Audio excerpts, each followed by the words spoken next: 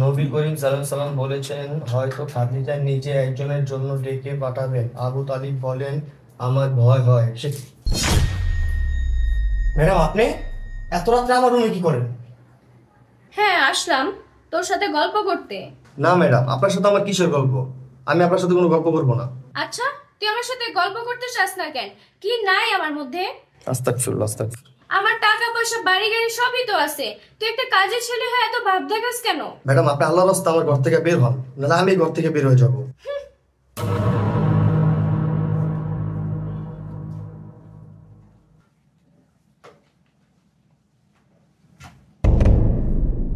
Madam, এটা আপনি কি করতেছেন? আপনি কি ভুলে গেছেন যে আপনি একটা মেয়ে মানুষ? আপনি একটা মেয়ে মানুষ হয়ে একটা ছেলের উপর বারবার পড়তেছেন। এই, আমি যে এতদিন ধরে এরকম করতেছি, তুই এটা বুঝছ না আমি যে তোর পছন্দ করি? ম্যাডাম, এখনো সময় আছে, আপনি দিনের পথে আসেন, নামাজ পড়েন, রোজা রাখেন, পর্দা করেন, তাহলে দেখবেন আপনার মাথায় এইসব খারাপ চিন্তা ভাবনা আসবে না। আরে রাখ তোর হাদিস, আমি তোর কাছে থেকে হাদিসের কিছু শুনতে চাই নাই। তুই যাই না রাখ, আমি তোরে পছন্দ করি।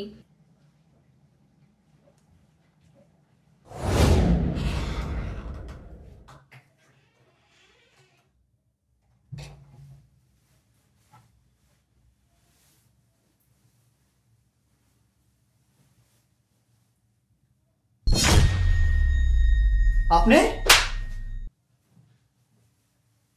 অনেক সহ্য করছে আপনার নোংরামি, আর না। আপনি ভুলে গেছেন আপনি একটা মেয়ে মানুষ।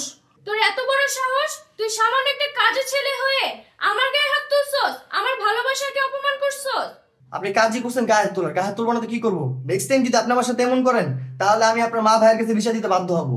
আপনি আমার রুম থেকে এখনই বের হন, নাহলে এখনই আমি ওনাদেরকে ডাক দিব। তুই ভাবিস না তোরে আমি ছাইড়া দিব, এই থাপ্পড়ের প্রতিশোধ আমি নিব।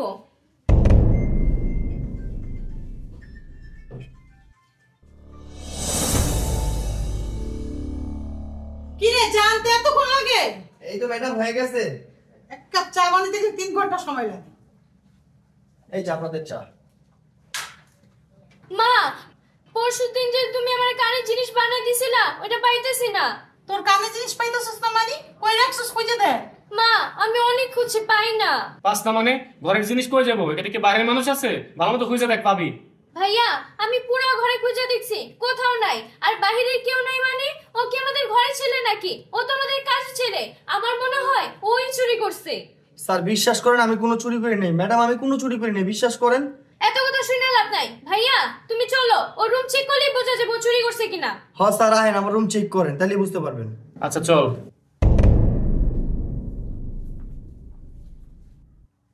স্যার আহেন, আসেন স্যার। দেখেন আমার পুরো বিছানা দেখেন, কোথাও কিছু আছে কিনা দেখেন স্যার। ভাইয়া, সব জায়গায় চেক করো।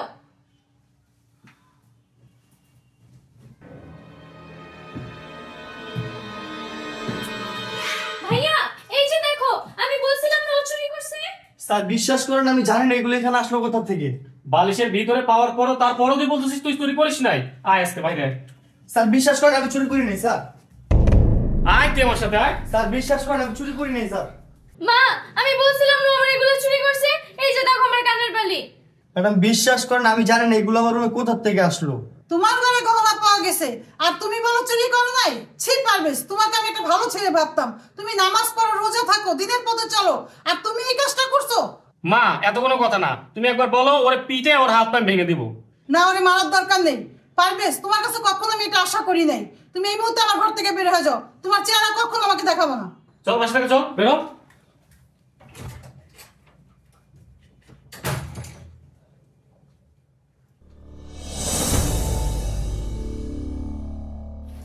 আসো ভিতরে আসো। সোহাগ, ওকে। মা, ও আমার বউ। তোর বউ মানে? তোর যে ছেলে বোন একটা ঘরে আছে, ওর বিয়ে শাদী না দিয়ে তুই নিজে বিয়ে করে ফেললি। আমি তো ভাবছি ওরকে বিয়ে দিয়ে তোর জন্য ভালো একটা মেয়ে দেখে শুনে বিয়ে করাবো। আপনি মেয়েকে কবে না কবে বিয়ে দেন, সব কি বসে থাকবে? সব কি বিয়ে করবে না? এই সব চলো, ঘরে যাব, আমি অনেক ক্লান্ত। মা, ভাই এটা কাকে বিয়ে করে নিয়ে আসছে? আই না বুঝাদি, বসে বসে মোবাইল দেখতেছিস কে? সংসার কাজ করবো কে? চা পাকে গজা। বৌমা, তুমি এগুলো কি বলতেছো? ও কেন রান্না করে যাবে? বাসায় কাজের লোক কোথায়? কাজের লোক না করে দিছি, এখন থেকে সংসারের সব কাজ আপনি আর আপনার মেয়ে করবেন। কাজ না করলে বাসা থেকে বের হয়ে যান, আপনাদের কাজের বাসায় খাওয়াতে পারবো না। কি তোমার এত বড় সাহস, তুমি আমাদেরকে ঘর থেকে বের হয়ে যেতে বলতেছো? সোহাগ, সোহাগ, কি মা বলো? তুই কারে বিয়ে করে নিয়ে আসছোস? তোর বউ আমাদেরকে ঘর থেকে বের হয়ে যেতে বলতেছে? মা, সংসার এখন ওর হাতে, ও যা বলবে তাই। ও যেটা বলবে সেটাই তো আমাদের মেনে নিতে হবে, এখানে আমি কিছু বলতে পারবো না। ভাইয়া, তুমি বিয়ে করতে না করতে তোমার বউয়ের কথা উঠে বসা শুরু করে দিছো। তোমার নিজের মা বোনকে বাসা থেকে বের করে দিতেছো শুধুমাত্র তোমাদের মতো ছেলেদের জন্য। শেষ বয়সে মা বাবাদের বৃদ্ধাশ্রমে থাকতে হয়। সত্যি কথা বলতে কি ভাইয়া, তুমি তোমার বউয়ের গোলাম হয়ে গেছো।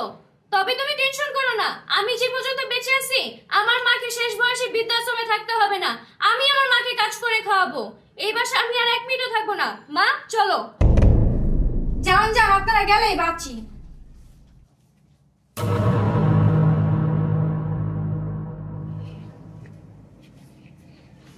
স্যার, নিচে দারোয়ানে বললো আপনাদের এখানে নাকি আয়া লাগবে। এই চাকরিটা যদি দিতেন আমার খুব উপকার হইতো। কি নাম আপনার? ম্যাডাম আপনি? তুই মানে আপনি?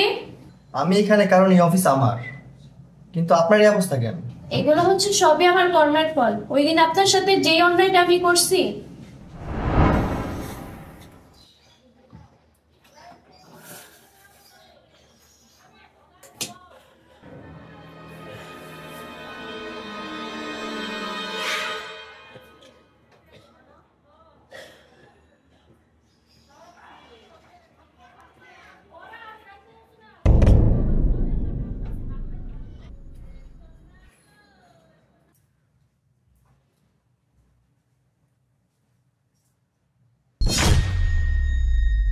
এবার দেখবো তুই কিভাবে বাঁচছস।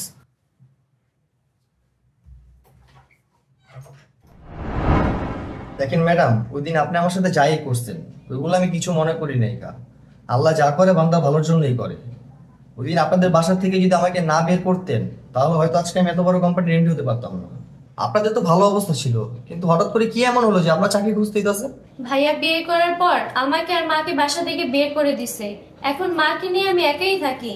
আমাদের ইনকাম করার মতো তো কোনো লোক নেই, তাই নিজেদের ইনকামটা আমার নিজেরই করতে হয়। আমি জানি না আপনি আমাকে মাফ করছেন কিনা।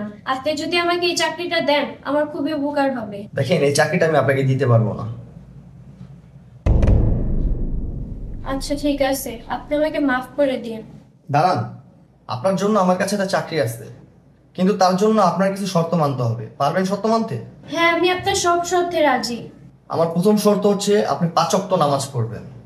দ্বিতীয় শর্ত হচ্ছে আপনি পর্দায় চলাফেরা করবেন। আর তৃতীয় শর্ত হচ্ছে আপনি আমাকে ভালোবাসবেন।